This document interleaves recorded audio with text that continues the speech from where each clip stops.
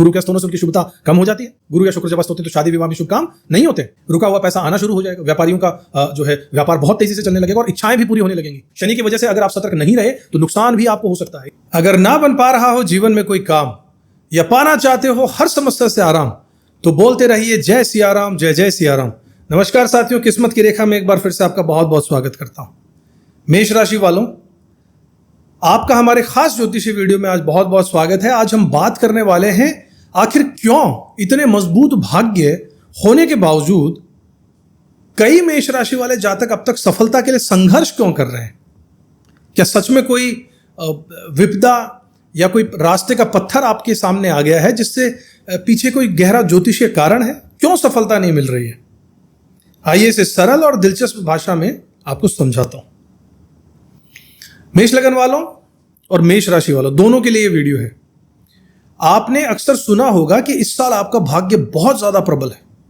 गुरु जो कि आपके भाग्य स्थान के स्वामी हैं, खुद तीसरे भाव में गोचर कर रहे हैं और आपके किस्मत के घर को यानी कि 9th हाउस को सीधे दृष्टि दे रहे हैं, 180 डिग्री की एस्पेक्ट डाल रहे हैं। इसका मतलब यह है कि आप इस समय बहुत सौभाग्यशाली रहेंगे। लेकिन फिर भी कई बार ऐसा लगता है कि किस्मत साथ तो दे नहीं रही, काम अटकते जा रहे हैं, शादी की बात बनते बनते रुक रही है, विदेश यात्रा में के जो सपने हमने देख रखे हैं वो सब अधूरे रह रहे हैं, या फिर पैसों की दिक्कतें लगातार बनी हुई। तो साथियों, अब सवाल आता है कि ऐसा हो क्यों रहा है? जब भाग्य हमारा प्रबल है, जब दृष्टि अच्छी पड़ रही है, तो फिर रुकावटें क्यों? इसका सबसे बड़ा कारण है गुरुदेव का अस्त होना। अभी बृहस्पति देव अस्त चल रहे हैं, यानी सूर्य के साथ युति के कारण उनकी शक्ति कम हो गई है। होता क्या है, सूर्य के जब कोई ग्रह नजदीक आ जाता है, युति जब होती है सूर्य के साथ एक ही घर में, तो सूर्य में इतनी ज्यादा गर्मी है कि लगभग उसकी पावर्स को वो जला देता है। एक साधारण भाषा में इसे ऐसे समझिए। आपने सुना होगा कि जब गुरु या फिर शुक्र जब अस्त हो जाते हैं तो शुभ कार्य नहीं होते हैं, शादी विवाह टल जाते हैं और कई अच्छे काम भी रुक जाते हैं। गुरु जब अस्त होते हैं तो वो जिन जिन चीजों के कारक हैं, जैसे धन, संतान, शादी, आपका दाम्पत्य जीवन, आपका प्रोफेशन, आपका भाग्य और आध्यात्मिकता, इन सभी में कहीं ना कहीं कमी आ जाती है। साथियों, मेष राशि के लिए वैसे भी बृहस्पति देव जो हैं वो 9th हाउस के कारक हैं, मालिक हैं, विदेश यात्रा और भाग्य के स्वामी हैं। जब गुरु ही अस्त हो जाएं तो भाग्य कमजोर तो होगा ही और आपके काम रुकने लग जाएंगे। कई लोगों को ऐसा भी लग सकता है कि गुरु के राशि परिवर्तन के बाद भी कोई खास फायदा तो हुआ नहीं। इंटरनेट पर इतना ज्यादा छाया था गुरु गुरु गुरु गुरु, ये हो जाएगा, गुरु का राशि परिवर्तन हो गया है। तो असली रीजन ये है क्यों गोचर का गुरु अस्त है। यही एक कारण है जो आपके जीवन में रुकावटें पैदा हो रही हैं। लेकिन घबराने की जरूरत नहीं है, क्योंकि गुरुदेव 8 जुलाई को उदित हो जाएंगे। जैसे ही गुरु अस्त से उदित होंगे, उनकी शक्ति लौट आएगी और वो अपने सभी कारक तत्व और क्वालिटीज और एनर्जीज और पावर्स को पॉजिटिव वे में आप तक पहुंचाएंगे और शुभ फल आपको देने लग जाएंगे। इसका असर आपको धीरे धीरे देखने को मिलेगा। साथियों, शादी के योग भी बनने लगेंगे, दाम्पत्य जीवन की समस्याएं भी दूर होंगी और संतान से जुड़ी चिंताएं भी कम होंगी।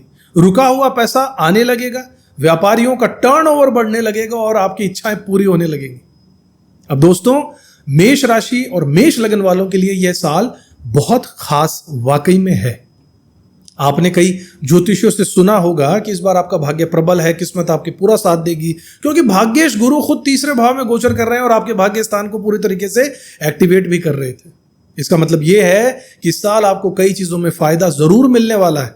चाहे आप अविवाहित हो, शादी के योग बन जाएंगे, दाम्पत्य जीवन ठीक नहीं चल रहा हो, उनकी परेशानियां भी दूर हो जाएंगी।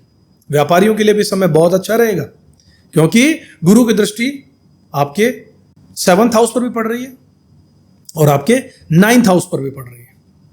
इससे व्यापार में जबरदस्त तरक्की के योग भी बन रहे हैं साथियों, और साथ ही आपके लाभ भाव पर भी पड़ रही है साथियों। तो हर तरीके से गुरु पॉजिटिव रहेंगे, बस एक बार ये अपने अस्त से निकलकर उदय हो जाए। गुरु की दृष्टि आपके लाभ स्थान पर भी पड़ रही है। इससे आपको बड़े भाई बहनों से, दोस्तों से और सोशल सर्कल से भी फायदा जरूर मिलेगा। चाहे आप व्यापारी हो, नौकरी पेशा हो, गृहिणी हो, छात्र हो, किसान हो या कोई बुजुर्ग हो, हर वर्ग के लिए भाग्यशाली समय रहेगा। लेकिन फिर भी कई मेष राशि वाले जातक परेशान हैं कि आखिर किस्मत साथ क्यों नहीं दे रही, काम क्यों अटक रहे हैं। तो इसका सबसे बड़ा कारण मैंने आपको बता दिया, गुरु का अस्त होना। गुरु के अस्त होने से उनकी शुभता कम हो जाती है। गुरु या शुक्र जब अस्त होते हैं तो शादी विवाह में शुभ काम नहीं होते। धन, संतान, शादी, दाम्पत्य जीवन, प्रोफेशन, भाग्य और आध्यात्मिकता, इन सब चीजों में कमी आ जाती है। इसी वजह से मेष राशि वालों का भाग्य भी पूरी तरीके से साथ नहीं दे रहा।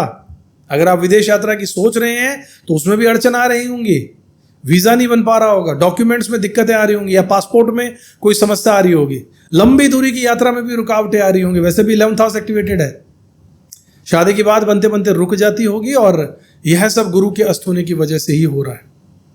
8 जुलाई के बाद जब गुरु उदित हो जाएंगे वैसे ही उनकी शक्ति वापस आ जाएगी, सभी काम बनने लग जाएंगे, रुका हुआ पैसा आना शुरू हो जाएगा, व्यापारियों का जो है व्यापार बहुत तेजी से चलने लगेगा और इच्छाएं भी पूरी होने लगेंगी। गुरु ट्राइन में 3, 7 और 11 इन घरों को एक्टिवेट कर रहा है और दृष्टि डाल रहा है आपके भाग्य के घर पे। दोस्तों, अब बात करते हैं, अगर आपके जीवन में अभी तक तरक्की नहीं आई है, भाग्य ने साथ नहीं दिया, किस्मत नहीं चमकी, तो आपको आखिर करना क्या चाहिए। सबसे पहले आपको धैर्य रखना होगा, क्योंकि 8 जुलाई के बाद गुरुदेव उदित होने पर आपके जीवन में खुशियों की बहार ले आएंगे।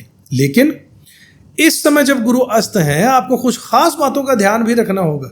सबसे जरूरी है अपने खर्चों पर कंट्रोल कीजिएगा, क्योंकि शनि देव जो है वो आपके 12वें घर से भी गोचर कर रहे हैं, ये भी एक प्रॉब्लम है। इससे अनावश्यक खर्चे बढ़ सकते हैं। ऐसे में आपको बजट बनाकर चलने की राय दूंगा और फिजूल खर्चे से बचने की भी राय दूंगा। शनि की वजह से अगर आप सतर्क नहीं रहे तो नुकसान भी आपको हो सकता है, इसलिए कोशिश करें कि आपके खर्चे और अच्छे और सात्विक कामों में ही लगें, जैसे कि दान में लगे, पूजा पाठ में लगाइए और किसी जरूरतमंद की मदद में लगाइए। तो यही 12th हाउस का एक्टिवेशन जो है आपके लिए पॉजिटिव हो जाएगा।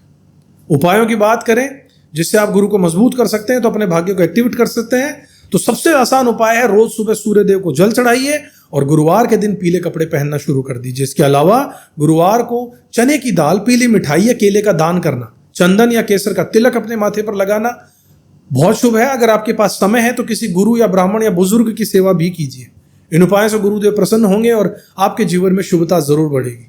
अगर आप रत्न पहनना पसंद करते हैं तो मेष राशि के लिए मूंगा यानी कोराल, पुखराज यानी कि येलो सफायर और माणिक यानी कि रूबी बहुत ही लाभदायक माने जाते हैं। लेकिन ध्यान रखिएगा कि कोई भी रत्न पहनने से पहले कुंडली जरूर दिखा लीजिएगा, क्योंकि हर व्यक्ति के लिए रत्न अलग अलग फायदे करते हैं, नुकसान भी करते हैं। अगर आपको रुद्राक्ष पहनना हो तो 5 मुखी, 3 मुखी और 1 मुखी रुद्राक्ष आपके लिए शुभ रहेगा। यह आपके जीवन में पॉजिटिव एनर्जी भी लेकर आएगा साथियों, और गुरु की कृपा आपको दिलाएगा। तो दोस्तों, थोड़ी सी सावधानी, कुछ साधारण और आसान से उपाय और गुरुदेव की कृपा, बस इतना ही चाहिए आपको किस्मत को चमकाने के लिए। और फिर 8 जुलाई के बाद तो जब गुरु उदित हो ही जाएंगे तो आपके रुके हुए काम वैसे भी बनने लगेंगे, शादी के योग मजबूत हो जाएंगे, व्यापार में तरक्की होगी और जीवन में खुशियां जरूर आ जाएंगी। अगर आप अपनी जन्म कुंडली को दिखाना चाहते हैं, विश्लेषण पूरी गहराई से कराना चाहते हैं, कोई पर्सनल सलाह चाहते हैं, तो नीचे दिए हुए व्हाट्सएप पे नंबरों पर हमसे संपर्क कर सकते हैं। और अगर आपको वीडियो पसंद आया तो इसे लाइक कीजिएगा, शेयर कीजिएगा, सब्सक्राइब करना मत भूलिएगा चैनल को। अगले वीडियो में एक बार फिर से आपसे मुलाकात होगी। तब तक अपना ध्यान रखिएगा, कर्म करते रहिएगा, ऊपर वाले में विश्वास रखिएगा। जय श्री राम। किस्मत की